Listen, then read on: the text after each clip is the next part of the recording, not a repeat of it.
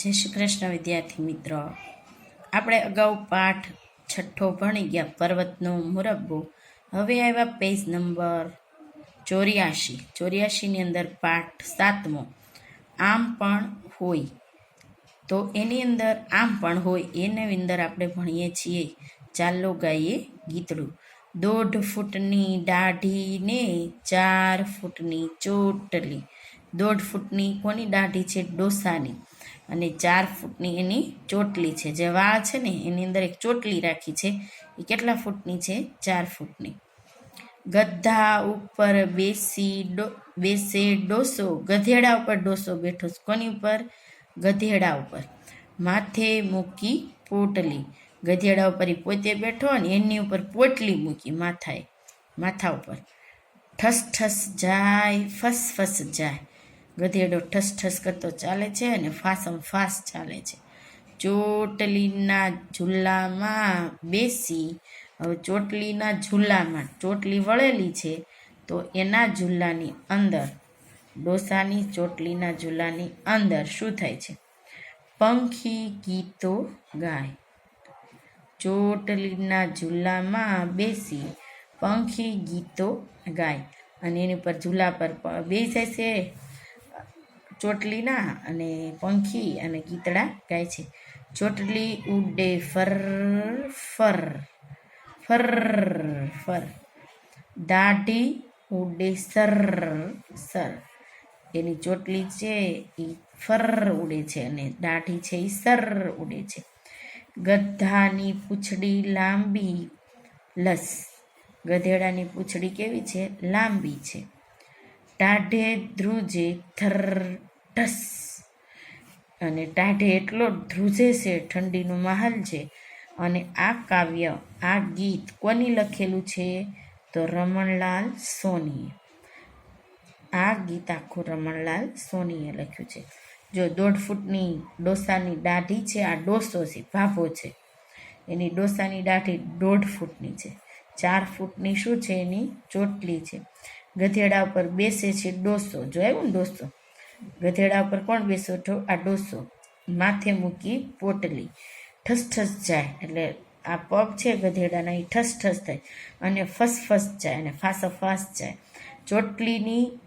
ચોટલાની ઝૂલમાં બેસી. ચોટલાની ઝૂલની અંદર બેસે છે. પંખીઓ ગીત ગાય. પંખી બેસે અને ગીતડા ગાય છે. ચોટલી ઉડે ફર અને દાઢી ઉડે સર. ગધાની પૂંછડી લાંબી લસ. ટાઢે ધ્રુજે ઠસ ઠસ. ઠંડીથી ઈ ધ્રુજે છે. હવે સમાચાર વાંચો. વડોદરામાં ખૂબ તાપ પડ્યો. વડોદરામાં તાપ પડે છે. તળાવમાં લાગી આગ. તાપ પડે અને તળાવની અંદર આગ લાગે. પહેલાં સાંભળો, વડોદરામાં કોઈ દિવસ, વડોદરા છે ને એ ઠંડો દેશ છે, બધા વૃક્ષવાળો, એટલે એટલો બધો તાપ તમને વડોદરામાં રહ્યો ને તો લાગતો નથી. એ બધા કરતાં ગ્રીન સિટીમાં આવી જાય. ગ્રીન સિટી એટલે કે એમાં લીલા વૃક્ષનું વાવેતર વધારે છે. એટલે એ દેશ એવો, એ વડોદરા એવું છે કે ત્યાં તાપ લાગતો નથી. પણ ખૂબ તાપ પડ્યો, વડોદરામાં તાપ પડ્યો. અને તળાવમાં લાગી આગ. તળાવમાં આગ લાગે કોઈ દી? ન લાગે. પાણીમાં આગ હોય કોઈ દી? પાણી સુકાવા લાગ્યું. તળાવમાં પાણી સુકાવા લાગ્યું અને બધી માછલીઓ જીવ બચાવવા ઝાડ પર ચડી ગઈ.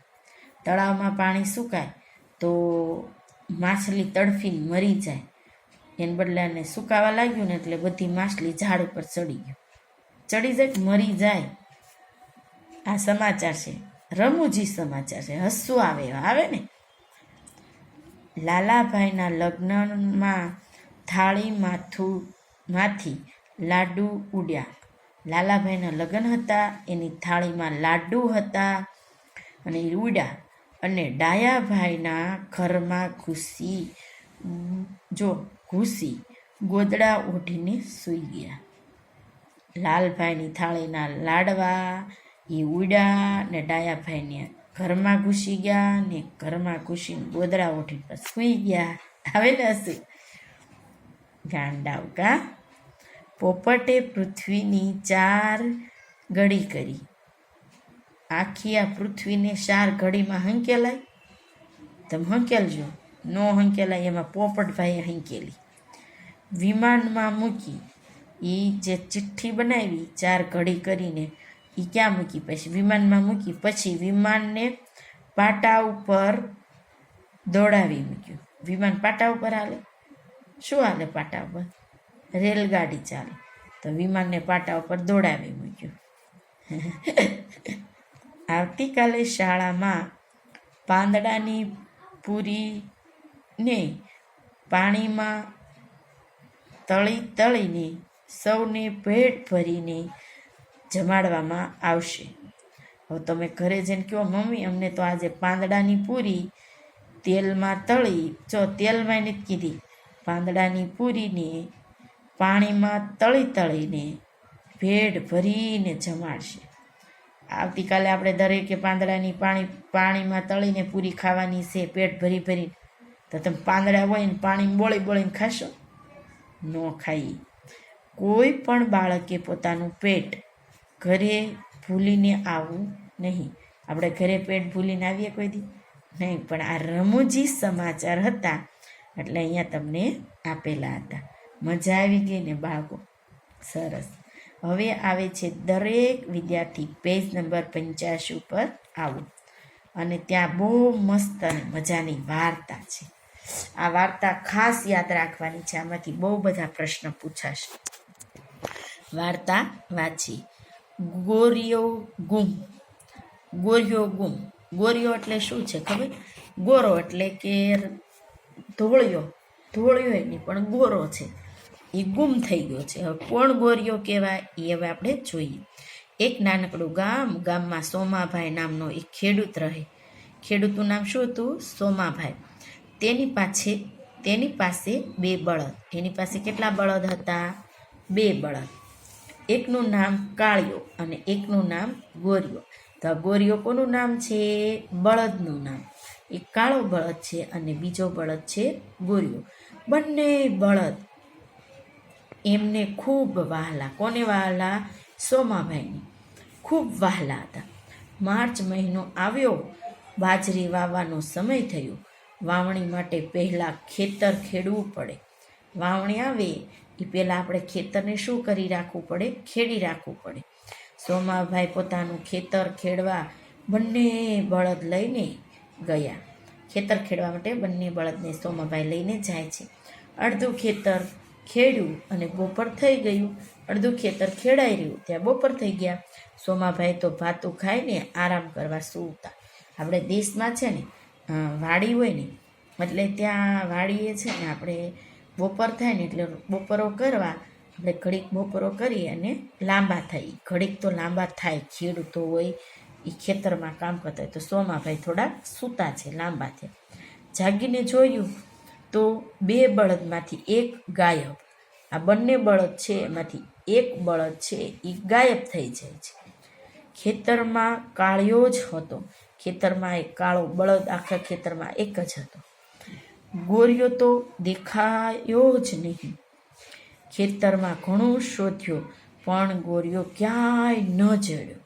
ખેતરમાં બહુ જ ગોત્યો પણ ક્યાંય ગોરિયો ન જડ્યો અને કાળિયો એક જ હતો. તો આ પાના નંબર 85 હતો. હવે પેજ નંબર આવ્યા આપણે 86. હવે ચાલો. ગોરિયો ક્યાં ગયો હશે? ગોરિયો ક્યાં ગયો હશે એવું પૂછ્યું. બાજરી વાવતી વખતે પણ સોમાભાઈએ તો ગોરિયાને શોધ્યો પણ ગોરિયો ક્યાંય ન જડ્યો. બાજરી ઉગીને મોટી થઈ. સોમાભાઈ તો રોજ ખેતર આવે, બાજરી જોઈને હરખાય અને આખા ખેતરમાં ફરીને જુએ ક્યાંય મારો ગોરિયો નજરે ચડે, પણ ગોરિયો ન જડ્યો. એ ગોરિયો ક્યાંથી મળશે? હવે ગોરિયો ક્યાંથી મળશે પૂછ્યું છે. બાજરી પાકી ગઈ. ઊભી બાજરીના ડુંડા લણતા પણ ગોરિયો ન જોડ્યો. ડુંડામાંથી બાજરીના દાણા છૂટા પડ્યા, ચારણાથી ચાળ્યા, તગારામાં ભર્યા, કોથળા ભરીને ઘેર લાવ્યા, પણ ગોરિયો ન જડ્યો. તે ન જ જડ્યો. કોથળામાંથી બાજરી કાઢી, ફરીથી સાફ કરી ને ઘંટીમાં દળી. રોટલા બનાવતા પહેલાં બાજરીનો લોટ ચાળણાથી ચાળી જોયો, તોય ગોરિયો ન જ જડ્યો. તે ન જ જડ્યો. સોમાભાઈ તો સતત ગોરિયાના જ વિચાર આવ્યા કરે. મારો ગોરિયો ક્યાં ગયો હશે ને શું કરતો હશે? ઘરના બીજા સભ્યો પણ ગોરિયાની ચિંતા કરતા હતા. નવી બાજરીના પહેલા રોટલા તૈયાર થયા. સરસ મજાના ગરમા ગરમ મોટા મોટા રોટલા. સૌ સાથે જમવા બેઠા. તમને લાગે છે કે ગોરિયો મળશે? સૌની થાળીમાં રેવાબેને એક રોટલો મૂક્યો. સોમાભાઈની દીકરી સપનાને કોપટી બહુ ભાવે. તેણે હળવેકથી રોટલાની કોપટી ખોલી અને એકાએક મોટેથી ચીસ પાડી. બાપુ, આપણો ગોરિયો!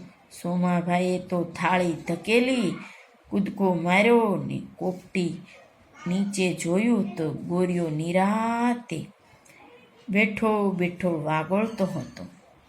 સોમાભાઈ તો નાચવા માંડ્યા. મળી ગયો, મળી ગયો, મારો વહાલો ગોરિયો મળી ગયો.